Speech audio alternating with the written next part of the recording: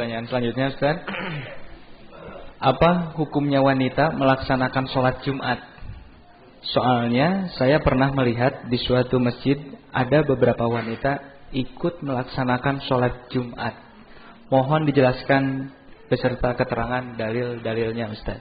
Ya, kita tidak bisa melarang orang perempuan sholat Jumat.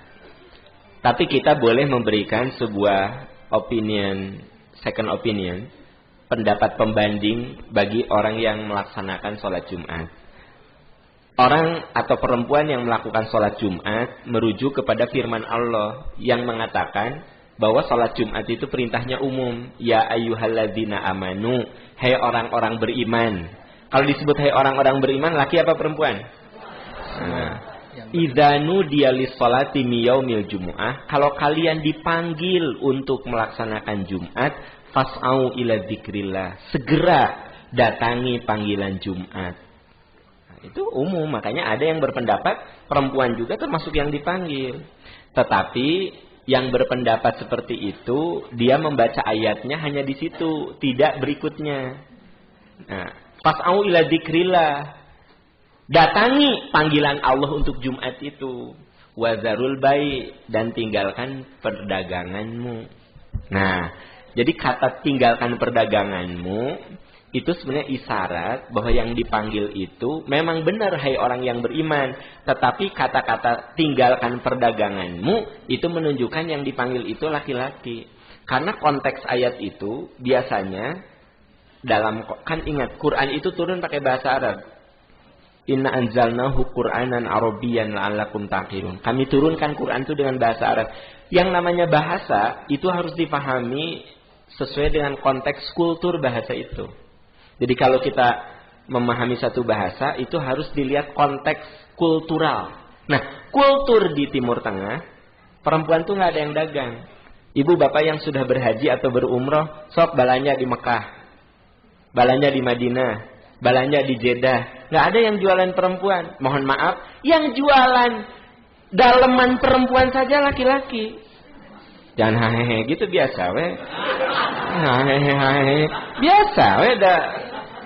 Iya sok, yang jualan daleman perempuan itu di Mekah, Madinah, Jeddah itu laki-laki. Yang jualan kosmetik. Nah, ibu-ibu sok datang ke Mekah, Madinah, Jeddah. Yang jualan parfum, yang jualan kosmetik, sampai yang jualan lipstick, lipstick, sama eyeshadow, sama eyeliner, ya blush on, itu semua. Ini ararapa.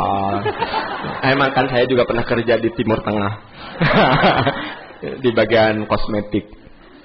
Jadi seperti eyeliner, ya, maskara, blush on, kemudian lipstick, ya gitu. Kemudian hal-hal yang berkaitan dengan kecantikan perempuan, itu cowok. Ikhwan kalau dalam bahasa Arab. Itu laki-laki. Makanya ayat yang mengatakan tinggalkan perdaganganmu, itu isyarat ya ayyuhalladzina amanu, di situ laki, gitu.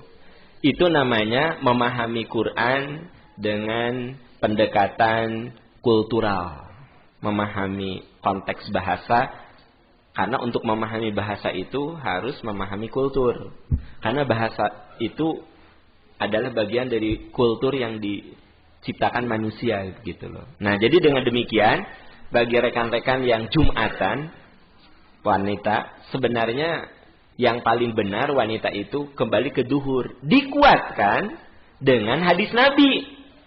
Al-jumu'atu haqqun wajibun fi jama'atin. Salat Jumat itu wajib dilakukan secara berjamaah illa arba'ah, kecuali 4 orang yang tidak kena kewajiban Jumat. Pertama, almar'atu, perempuan, tidak kena kewajiban Jumat. Yang kedua, abdun mamlukun, hamba sahaya. Yang ketiga, as-sobiyu, orang anak yang belum balik. Yang keempat, al-maridu, orang yang sakit. Jadi kalau suami ibu sakit, di rumah sakit, ya nggak usah didodorong ke masjid. Coba ngagantung apa? Infus sebelah kanan, infus sebelah kiri, tambah darah. Akan nggak usah. Tapi dia melakukan apa? Salat duhur, balik ke duhur, gitu.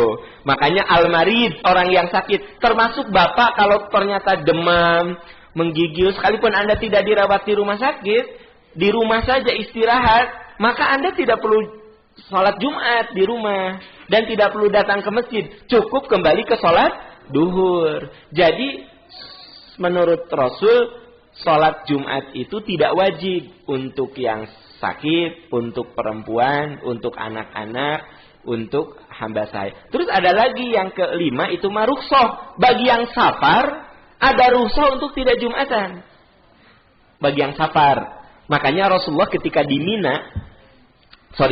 Rasulullah di Arafah, Rasul tidak Jumatan, tapi Rasul jamak duhur dengan asar. Makanya kalau kita sedang safar, saya misalnya mau pergi ke Jakarta, ya, di jalan tidak memungkinkan Jumatan, ya saya sholat duhur dan asar saja. Atau menyengaja misalnya, kalau Jumatan dulu mau ke Jakarta, langsung jam 11 itu kan pergi dari sini, langsung aja ke Jakarta. Saya tahu dan saya bisa berhenti di rest area untuk Jumatan, tapi saya tidak lakukan itu. Memang saya sengaja, saya jamak takhir aja, asar dan duhur di Jakarta. Boleh, nggak apa-apa. Karena Rasulullah memberikan rukhsah kepada laki-laki kalau sedang safar boleh tidak Jumatan. Kalau tidak Jumatan berarti balik ke duhur, gitu. Rasulullah itu ketika di Arafah beliau safar, beliau tidak melakukan sholat Jumat, padahal ketika di Arafah itu hari Jumat. Rasul tidak khutbah Jumat, tapi Rasul khutbah Arafah, kemudian beliau sholat duhur dan asar. Itu yang jadi alasan bahwa bagi orang yang safar ada rukhsah untuk bapak-bapak, tidak keringanan untuk tidak sholat Jumat, tapi kembali ke zuhur. Bagaimana Pak Am kalau saya maksain sholat Jumat? Ya nggak apa-apa juga. Kalau gitu, ya, saya mah asa tuh mantep, nyatu dari mulai bayi sholat Jumat. Kan gitu, nyakir bayi tadi gegendong ku bapana gitu. Nah terus, jadi kalau nggak Jumatan teh nggak pede, nggak mantep, ya nggak apa-apa Jumatan saja. Ini mah keringanan gitu. Nah dengan demikian saya anjurkan untuk ibu-ibu itu tidak sholat Jumat. Tapi saya bisa memahami kenapa masih ada perempuan yang suka sholat Jumat. Ya, saya pahamlah alasannya, mungkin merujuk ke ayat yang umum itu gitu.